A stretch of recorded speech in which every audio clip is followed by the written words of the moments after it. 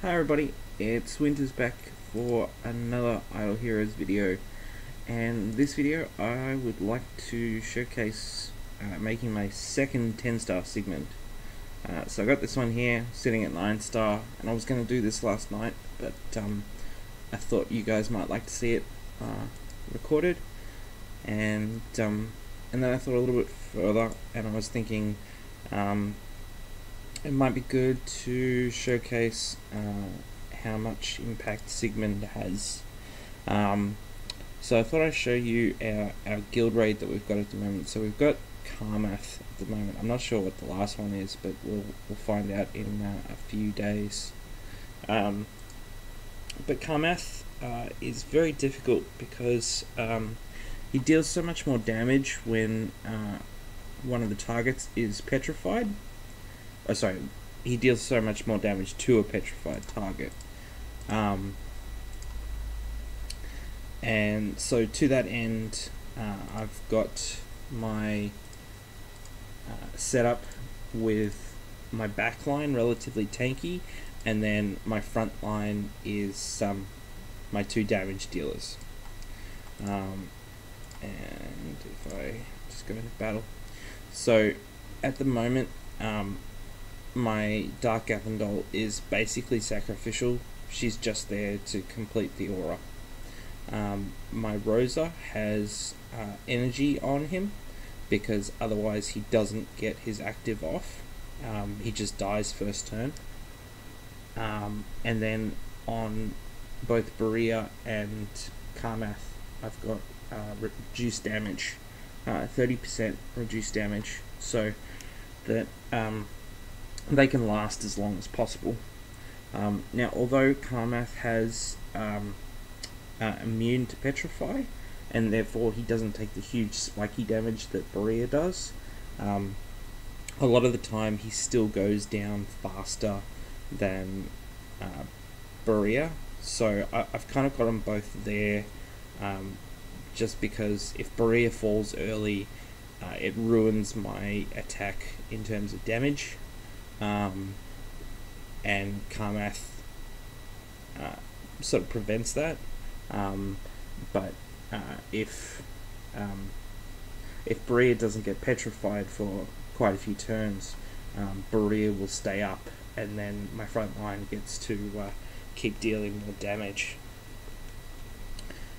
So I'll just demonstrate this, and I'll quickly put it on 1 times.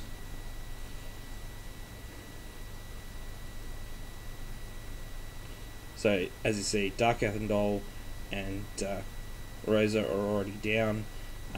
Karmath has already had his increased damage reduction at 50% triggered, and as you saw there, Karmath lasted just a little bit longer than Berea. Hopefully these two, I was going to say hopefully they make it through this turn so that they can use their actives. So that was a 4.5 million damage turn, with, you know, a large majority of that going to Sigmund. That doesn't seem right. How's that 4.5 million damage, and yet there's 3 million on Wolf? Interesting. Maybe it only counts team damage. Okay. I've actually never noticed that before, but given Wolf is so bugged at the moment, it stands out more. So most of the time I'm actually getting this number up more like 6.5 to 7. But anyway, let's go ahead and make our second Sigmund.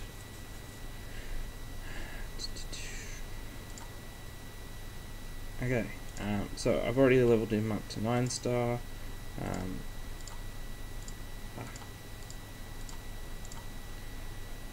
was going to use the OD.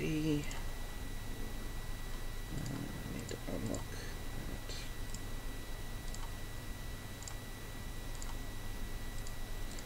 that. Now it might seem odd that I'm using a Guru as my 9-star sacrifice, but I had a look at it, and I'm already getting close to being able to make a second 10-star Gru, so I figured it wasn't really too much of an issue, considering even as it is now, I don't want to make one.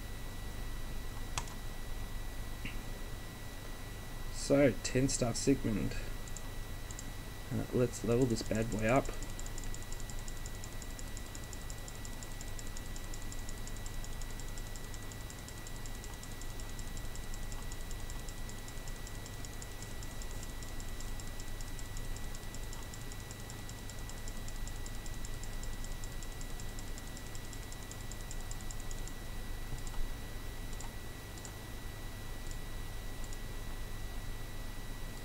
I really wish they let you do this faster. This is really slow.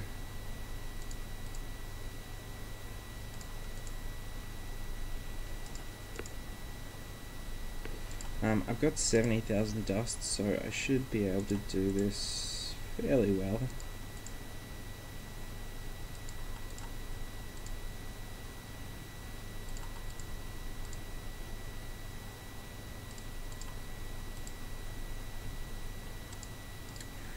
Now what I'm proposing is I'm going to break my aura, and do I want that stone or do I want to keep going?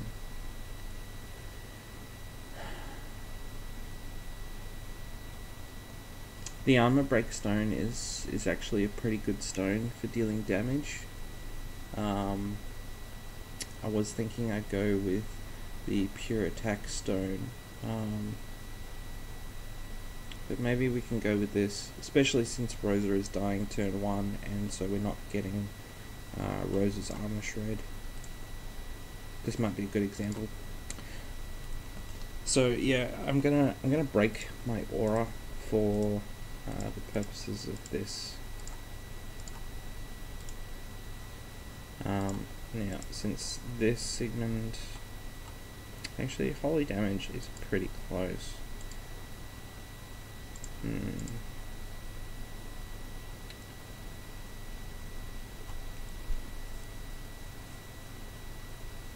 It's a shame I don't have a second orange anti-ranger to make it an even comparison.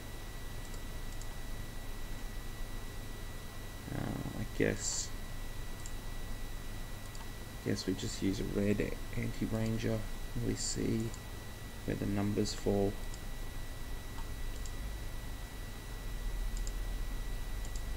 Yeah, okay, so the first one on the list is the holy damage, the second one is the armor break, and the second one has the red anti-ranger.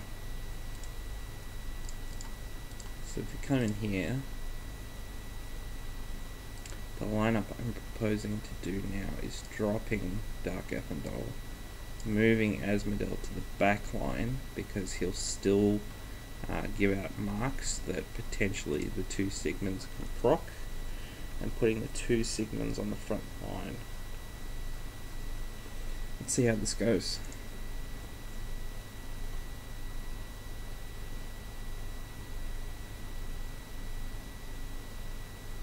It would be really nice if I had a second energy. Oh yes, Asmodel lasted. Nice.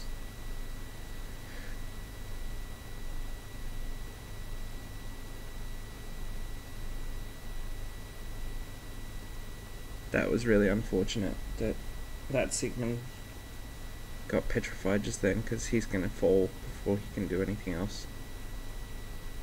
And we get the active off from this one. So what's the damage look like? 7. Yep, so naturally we get a nice high figure from the anti-ranger. Got 1,000,000 damage out of Asmodel, which is really nice considering he was on the back line. It's a shame I can't run a second energy because I don't have one and just put that on him. That would be ideal. Let's try that again, and hopefully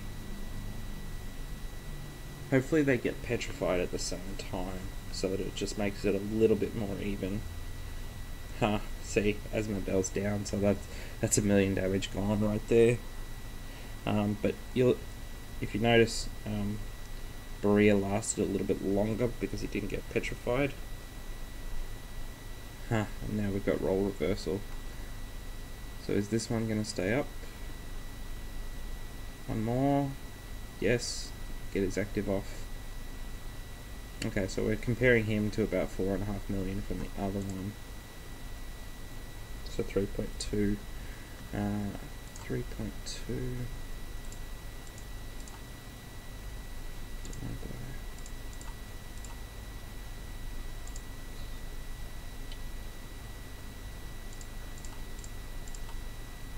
Divided by 142. 90.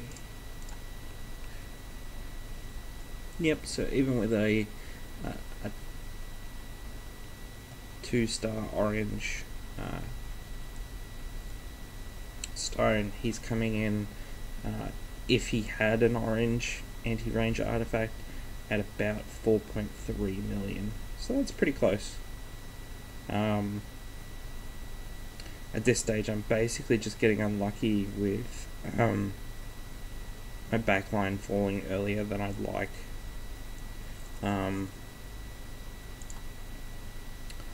Would really like it if I could put more HP onto my Karmath, but I don't think it's worth it, to be honest.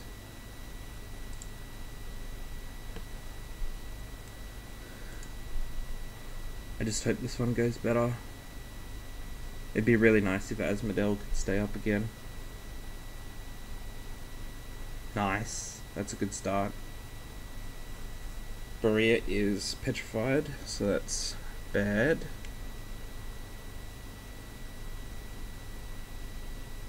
Ugh. Why did you have to get petrified, Sigmund? Why?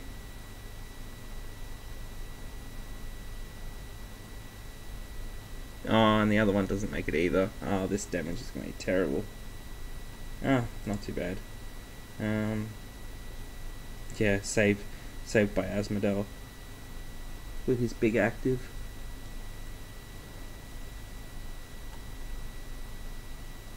So certainly this lineup is most likely going to be quite a bit better, even with missing the aura. Missing the aura is probably what's letting me down the most in terms of my Karmath and my Berea are falling just a little bit earlier, and therefore I'm not getting evenly to that active turn with the 2 Sigmunds, but I feel like this will be better once we actually get through the first Karmath. But yeah, thank you guys for watching, and I hope you enjoyed the video. Hope you realize how powerful Sigmund is as a PvE character. Just to let you guys know what I'm working on. I'm working on a lineup for PvE only, which is Sigmund, well actually it'll be Sigmund, Faithblade, Sigmund, Asmodeel, Rosa, Vesa. As it is, I need I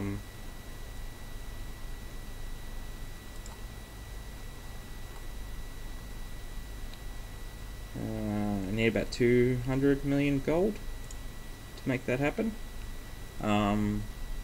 which is maybe a week or two at my current collecting rate.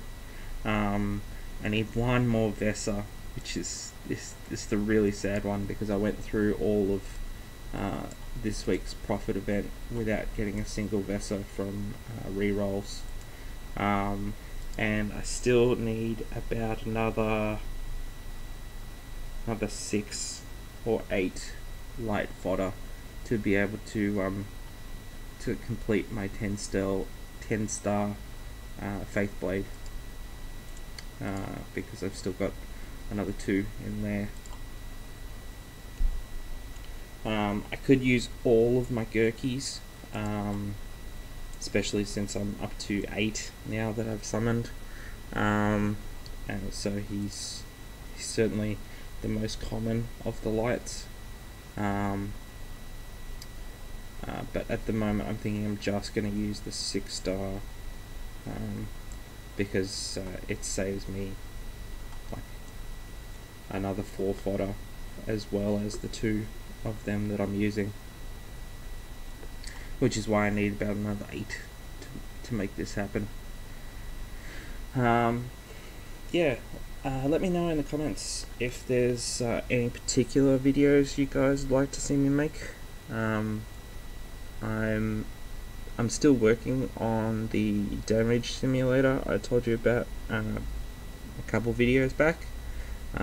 We've made some really good improvements to the point that I can actually sim Asmodel reasonably accurately, which is crazy considering all the different marks that he deals out. Like in some cases it will be to the exact damage value.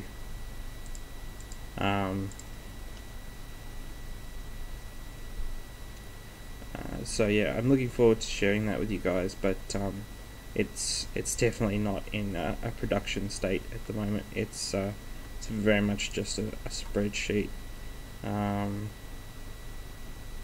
If you guys give me a second, I might flash you that spreadsheet.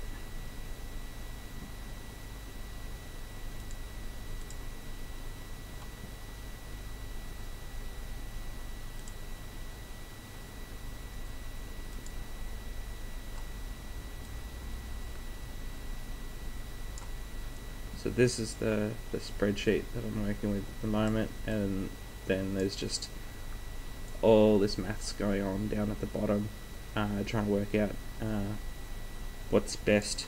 And as you see here, I did a little sim for Asmodel for different artifacts and stones, and the non-surprisingly the antler came out top, and the of the stones, they were actually a little bit closer than I thought they would be. Certainly the armor break stone, I call that armor penetration because that's what other games call it. I really wasn't expecting the armor break stone to sim that high, given that the armor break doesn't interact with his holy damage. But yeah, there it is. And not too surprisingly, the crit damage stone came out on top. But anyway, I'll discuss that more with you guys in the future if you're interested. Okay, I'm going to wrap this video up here. Thanks again for watching. Bye.